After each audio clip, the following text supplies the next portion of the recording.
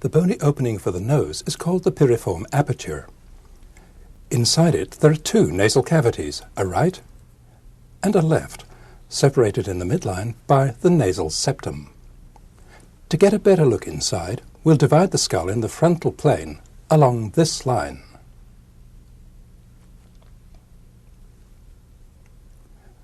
There's a lot to see here.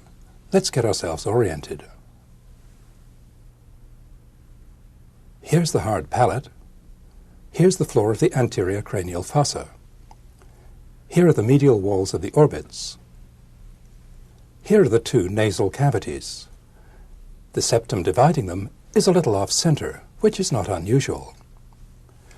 The roof of each cavity, formed by the cribriform plate, is very narrow. The medial wall of each nasal cavity, formed by the septum, is smooth and featureless.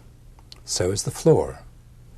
By contrast, the lateral wall is marked by a number of features, most notably by these three delicate bony projections, the conchae, also known as the turbinate bones. This is the inferior concha, this is the middle concha, this is the much smaller superior concha. The three conchae partially divide the air passage into three parts: the inferior meatus, the middle meatus, and the superior meatus. Here's the back of the orbital cavity.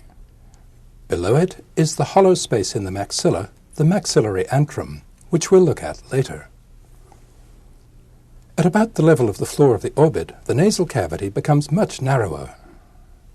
The narrowing is caused by the presence of this collection of small hollow spaces, the ethmoid air cells. We'll see more of these in a minute. To see more of the septum and the nasal cavity, we'll look at it in a skull that's been divided just to the left of the midline. Here's the bony part of the nasal septum.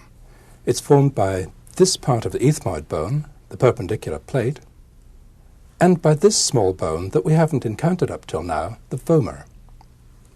The lowest part of the septum is formed by the maxilla and by the palatine bone.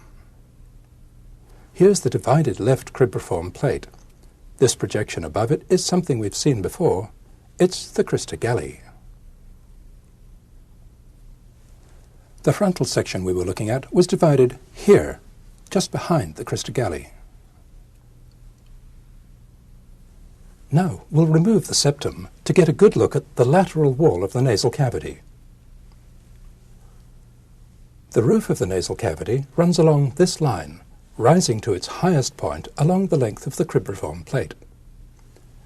Here are the conchae again, superior, middle, and inferior. There are several openings in the lateral wall of the nasal cavity. They're partly hidden by the conchae. We'll see them in a minute.